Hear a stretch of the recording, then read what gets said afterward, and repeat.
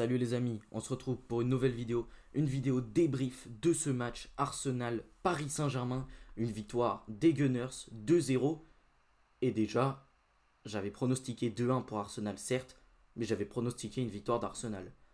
Et j'en veux, mais alors j'en veux à toutes les personnes qui m'ont fait espérer un éventuel match nul. Mais je leur en veux, mais comme jamais, parce que j'étais à peu près certain qu'Arsenal allait nous battre dans cette rencontre. Je l'avais dit, ça va être trop compliqué. Les coups de pied arrêtés, on ne sait pas défendre. Et dans le jeu, de toute façon, on ne sait pas défendre. Voilà. Globalement, cette équipe du Paris Saint-Germain est très mauvaise défensivement. Mais alors, si je savais qu'offensivement, ce serait également aussi pauvre, mais alors là, j'aurais pété un plomb. Cette équipe du Paris Saint-Germain a été juste surclassée. Voilà. Je sais même pas quoi dire. Tellement cette défaite est méritée de A à Z. Cette défaite, c'est pas comme Newcastle l'année dernière où on a perdu alors que le niveau, certes, ou alors ce match, ce soir-là, on avait perdu, on avait pris une dérouillée, mais où le niveau de l'équipe est à peu près similaire à celui du Paris Saint-Germain. Non, non, là, on le savait. Cette équipe d'Arsenal est bien meilleure que nous. Mais quand je vois certains fans parisiens qui avaient la prétention de dire que le Paris Saint-Germain allait gagner 2-0 face à Arsenal, voire 3-0, parce que oui, je l'ai vu, voire 3-0 face à Arsenal. Mais c'est une honte. Respectez un peu cette équipe d'Arsenal. Mettez du respect sur cette équipe d'Arsenal, qui a été absolument extraordinaire ce soir. Qui nous a montré dans tous les domaines du jeu à quel point ils étaient meilleurs que nous. Ils nous ont détruits ce soir. Le Paris Saint-Germain n'a pas existé à aucun moment. Et je suis désolé, les longues phases de possession où on a des occasions, mais vous voulez que je vous dise, on ne les a même pas fait trembler. Ils n'ont à aucun moment tremblé. Nos occasions sont minables. La qualité de nos occasions sont minables. Pour moi, il y a 2 occasions vraiment fortes, voire 3. Le centre de Hakimi où Colomani subit la faute de Declan Rice. La fameuse barre transversale où Joao Neves reprend bien le ballon au premier poteau sur le corner. Et la frappe de Nuno Mendes. C'est les seuls moments où ils ont été mis en danger pour moi. Alors maintenant, il va falloir me rappeler parce que forcément, là, c'est à chaud et je suis très énervé de voir ce qui s'est passé ce soir. Mais pour moi, il n'y a pas d'énorme occasion côté Paris Saint-Germain. Et déjà, il n'y a eu que 2 tirs cadrés. Seulement 2. Je vais vous montrer un petit peu les statistiques parce que, voilà, 6 tirs cadrés, enfin 6 tirs pour Arsenal, 5. Déjà, ça montre l'efficacité d'Arsenal. 35% de possession pour Arsenal, 65% de possession pour le Paris Saint-Germain. Le Paris Saint-Germain a eu le ballon. Le Paris Saint-Germain n'en a rien fait du ballon.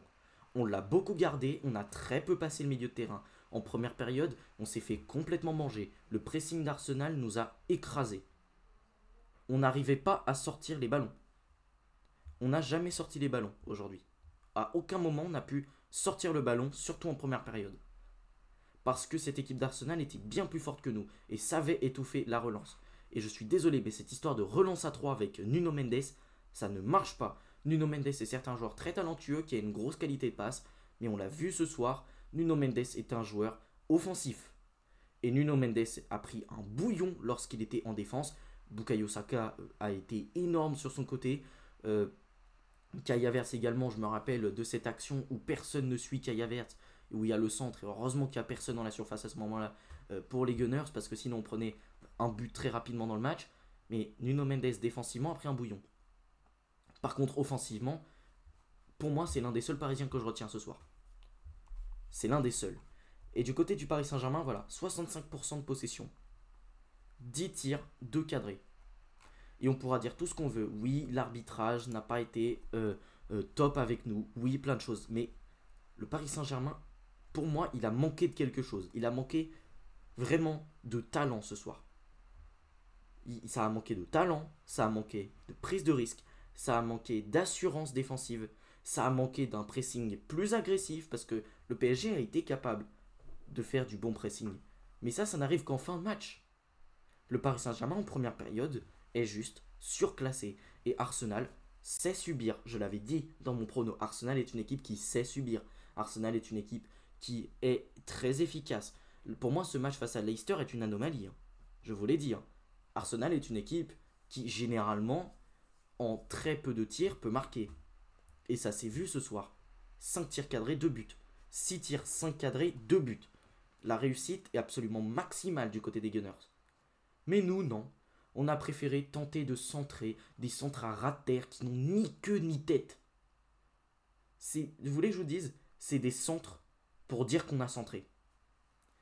On n'a à aucun moment été dangereux. Et oui, sur cette action où il y a Declan Rice qui fait faute, oui, il n'y a peut-être pas penalty, mais pour moi, Declan Rice doit prendre jaune. Et je dirais également que sur l'action de Calafiori, pour moi, il y a également penalty, puisque Calafiori, la main est pour moi assez peu naturelle, parce que oui, il y a évidemment la main dans une position naturelle, mais là, elle est quand même particulièrement décollée du corps, et surtout dans les ralentis, on voit que Calafiori lève un petit peu la main. Et donc oui, je n'ai pas été d'accord avec les commentateurs de Canal+. Et oui, je suis peut-être sous le coup de l'émotion, et franchement, c'est possible. Mais dans mon jugement actuel, au moment où je fais le débrief, je considère que cette main aurait dû être sifflée. Et globalement, j'ai trouvé que l'arbitrage avec le Paris Saint-Germain avait été particulièrement sévère. Voilà, ce n'est que mon avis. Maintenant, c'est comme ça. Le Paris Saint-Germain a eu des moments, a eu des temps forts pour essayer de se procurer des occasions. Et ce soir, on s'en est procuré et on n'a pas été dangereux. On n'a pas été dangereux. Donc oui, Luis Enrique, c'est très bien d'avoir la maîtrise du ballon. C'est magnifique de se gargariser sur cette maîtrise du ballon. Mais si tu n'en fais rien, il ne peut rien intervenir. Et il y a des contres également, des phases de contre qui sont tellement mal exploitées, où le Paris Saint-Germain est tellement mou. C'est-à-dire qu'il y a des corners, Donnarumma récupère le ballon, et ça met 10 ans à remonter le ballon. Mais comment c'est possible d'aussi peu exploiter ce genre de phase? Et je sais que Luis Enrique, il a dit non plus de transition. Mais à un moment donné, là, t'es en Ligue des Champions. T'es en Ligue des Champions. Je m'en fiche totalement de ton système de jeu. Mais j'en ai rien à faire. La transition, tu la joues. Et je suis désolé. Manchester City fait de la transition. Arsenal fait de la transition. Le Real Madrid fait de la transition. Le FC Barcelone fait de la transition. Alors le Real Madrid, du coup, ça rentre pas tout à fait dans ce que je voulais dire, mais vous m'avez compris. Des ersatz de Guardiola qui pratiquent également de la transition. Il y en a, Vincent Kompany également. Le Bayern de Vincent Kompany le fait. Alors pourquoi le Paris Saint-Germain ne le fait pas?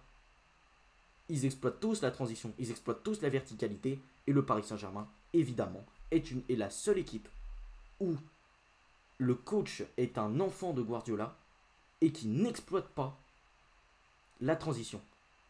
Parce que voilà, on est lent sur les contres, on ne sait pas remonter, on est mou.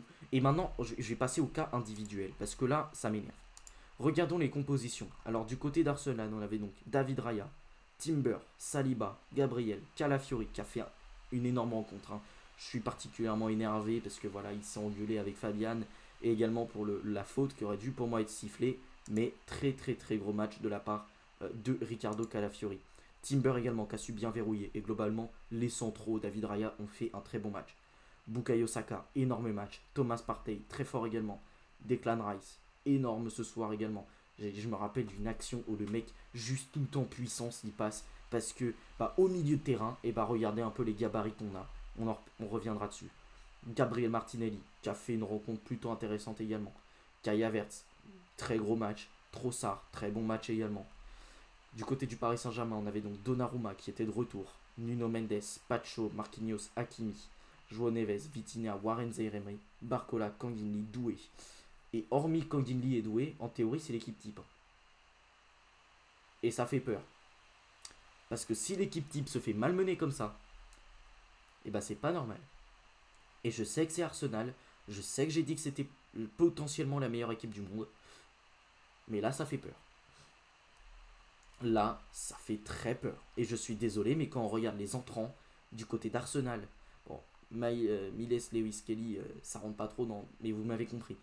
Quand tu peux faire rentrer un joueur d'une telle qualité que Mikel Merino, quand tu peux faire rentrer un joueur d'une telle qualité que Jakub Kiwior, quand tu peux faire rentrer Gabriel Jesus, et que de l'autre côté tu fais rentrer Fabian Ruiz, qui n'a définitivement jamais retrouvé son niveau de l'Espagne, et Randal Colomouani, qui certes fait pas une mauvaise entrée, mais Ça montre un petit peu la qualité du banc. Et regardons un peu les autres.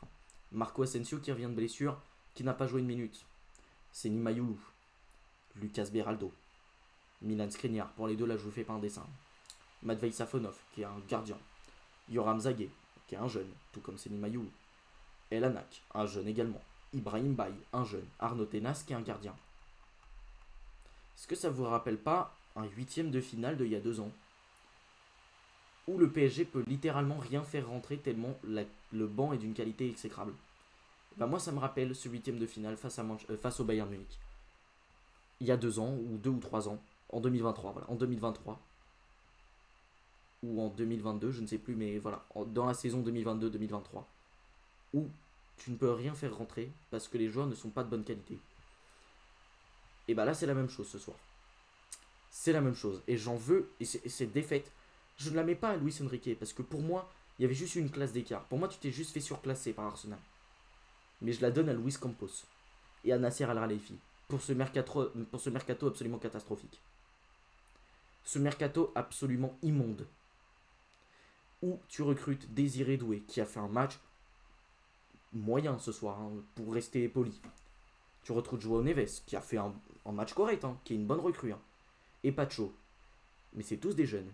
Et quand, en début de mercato, on nous a promis Bruno Guimaraes, qu'on nous a promis Kvaratskhelia, qu'on nous a promis Osimhen, qu'on nous a promis Gyökeres, qu'on nous a parlé de Jadon Sancho, qu'on nous a parlé également d'un latéral droit là, qui peut faire également latéral gauche. Donc on nous a parlé de Geertruida et de Bradley Loco. On se rend compte, hein, que l'effectif aurait dû être bien plus fourni. Et ben ils sont où tous ces joueurs-là? Moi je me pose la question. Et je pense que nous devrions nous la poser. Parce que là, cet effectif du Paris Saint-Germain est extrêmement court. Il va y avoir des grosses échéances. Il va y avoir Nice déjà la semaine prochaine. Il va également y avoir un classique à jouer prochainement. Il va y avoir de la Ligue des Champions. Hein, parce que Stuttgart, c'est le dernier match. Mais la semaine prochaine, enfin, dans le prochain match de Ligue des Champions, c'est quand même le PSV. Alors certes, le PSV, c'est une petite équipe à côté du Paris Saint-Germain. Mais ça reste fort. Ça reste pas mal du tout le PSV. On a également l'Atlético Madrid à jouer, au Wanda Metropolitano. Et je rappelle que si on veut espérer terminer dans les 8 premiers, il va falloir chercher peut-être des matchs nuls également face aux gros. Et des victoires. Donc j'espère qu'on va battre l'Atlético Madrid au Wanda Metropolitano. Et j'espère également qu'on va battre le PSV Eindhoven prochainement. Et là, je suis désolé, mais de ce que j'ai vu ce soir, c'est pas rassurant. Mais en même temps, comme je vous l'ai dit plus tôt, il y avait juste une classe d'écart. Le PSG s'est juste fait massacrer dans les règles de l'art. Je vais vous montrer un petit peu les bilans individuels. Et déjà, on voit que les notes, sont pas très hautes, hein, côté parisien. Lee Kang-in, qui est l'un des rares joueurs qui a un petit peu brillé, parce que défensivement, il a su se rendre utile. Une interception, un tacle. Au niveau des passes, il a quand même distribué 5 passes clés. C'est le joueur qui a distribué le plus de bons ballons ce soir. Et ça, on l'a bien remarqué. C'est pour moi l'un des meilleurs joueurs parisiens, si ce n'est le meilleur. C'est également l'un des joueurs qui a touché le plus de ballons côté parisien. Bon, là, il ne figure pas là-dedans, mais pour un attaquant, énorme. 69 ballons touchés, c'est beaucoup. On voit Joao Neves qui a eu une grosse note. Je vous l'avais dit, il a fait un gros match ce soir. 2 tirs, il a malheureusement touché le montant une fois. 103 ballons touchés, c'est le joueur qui a touché le plus de ballons. Franchement, quand il a été reculé, j'ai trouvé très bon. Il a également délivré une passe clé. Il a gagné 2 aériens et surtout défensivement, toujours autant d'impact. Une interception, 5 tacles réussis. Très gros match de la part de Joao Neves. Même si voilà, malheureusement l'équipe n'a pas brillé. Bradley Barcola qui a été très peu en réussite. 2 dribbles réussis, un aérien remporté. Il fait même un espèce de retour un peu salvateur où il compte ça comme une interception, mais voilà. Où il fait un retour salvateur sur Saka Saka, je crois que c'est Saka. Ou Martinelli, l'un des deux, ou même Gabriel Jesus, mais en tout cas en fin de match, je pense que vous voyez de quoi je parle, où il revient sur Kai Havertz, ou peut-être Kai Havertz, oui, je crois que c'est Kai Havertz, où il fait un retour absolument salvateur. Très fort Bradley Barcola dans la défense, mais alors offensivement, il a été très peu inspiré aujourd'hui. Désiré Doué, un dribble réussi, défensivement, un tacle, mais qu'est-ce que c'est pauvre. Une passe clé délivrée, mais c'est très pauvre, comme Barcola qui a délivré une passe clé. Vitinha, aucune passe clé délivrée. Et Vitinha, franchement, ça commence à être assez dérangeant. Une interception seulement. 2 dribbles réussis, très bien. Mais 0 passe clé délivrée. Passe réussie 59, il n'en a réussi pas tant que ça, puisqu'il a 63 passes au compteur. Il a touché quand même 70 ballons. Mais bon, c'est quand même le joueur le plus bas de ton milieu de terrain. Le fait qu'il touche que 70 ballons, c'est quand même assez effrayant. Mais Vitinha, ce soir, je l'ai encore trouvé en deçà. Warren Zaïre-Emery, évidemment, toujours très bon défensivement. 2 interceptions, 1 dégagement, 3 tacles réussis. Il a réalisé des énormes actions de pressing, mais offensivement, j'en attends plus. 1 dribble réussi seulement. Au niveau des passes, une passe clé délivrée tout de même. Il a eu une belle note. Il a touché quand même pas mal de ballons. 86 ballons touchés, c'est fort. Mais voilà, moi j'en attends plus de la part de Warren Zaïre-Emery. J'attends de lui plus offensivement. Nuno Mendes qui a fait une rencontre plutôt intéressante. Qui a lui aussi touché un poteau. Défensivement, bon, bah, il a certes pris un bouillon. Mais il n'a pas été mauvais non plus. Surtout plus haut sur le terrain. Hein.